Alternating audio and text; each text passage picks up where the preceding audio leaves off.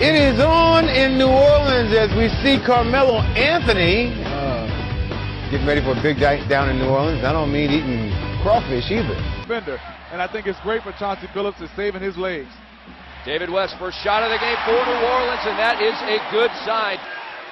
Tyson Chandler's scoring has dipped with each game, basically. 6 points in game 1, 7 in game 2, 2 in game 3 as Carmelo Anthony hits for the Nuggets. Paul said before the game, it got kind of ugly yesterday, talking about game 3, that big rear end of Nene in his face on the box out right there, and Dante Jones definitely trying to get rough with Chris Paul as Carmelo Anthony hits a pair of free throws, 6 rebounds, 2 blocks. Byron Scott was raving about him after the game.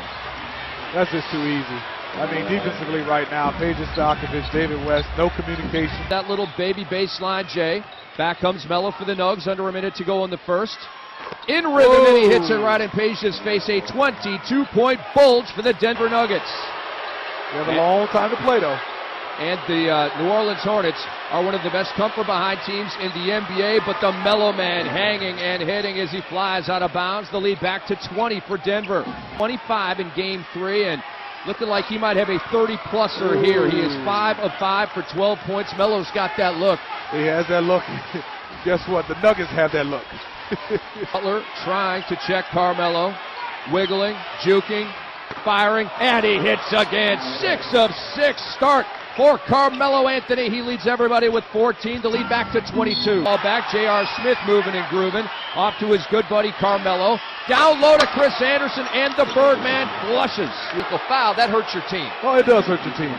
But I think the biggest thing right now for the New Orleans Hornets for them is you can see right now the Nuggets. In that locker room, if the Hornets could get this to 13 or 14, Melo trying to widen the lead. He cannot, but he taps it up and in. Carmelo Anthony now with 15 points. Shot clock an issue. Down to 7 for Chauncey. The Melo Man will launch from the left wing, and he will drill that 3 with the shot clock winding down. And the lead is 26 for the Nuggets. Melo Anthony makes his move on Peja. The double comes. Chauncey over Paul. In his eye for 3. Wow. Chris Paul was so close to Chauncey Billups. They clapped hands. Kenny Gaston. Layups. Easy shots. No resistance from your team defensively. To James Posey or his rough vicinity.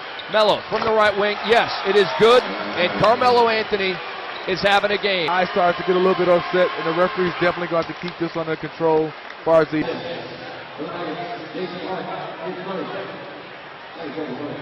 Well, the worst loss in NBA playoff history, in case you're wondering, and I know you are, and I feel like Vince Scully as I keep bringing out these random stats.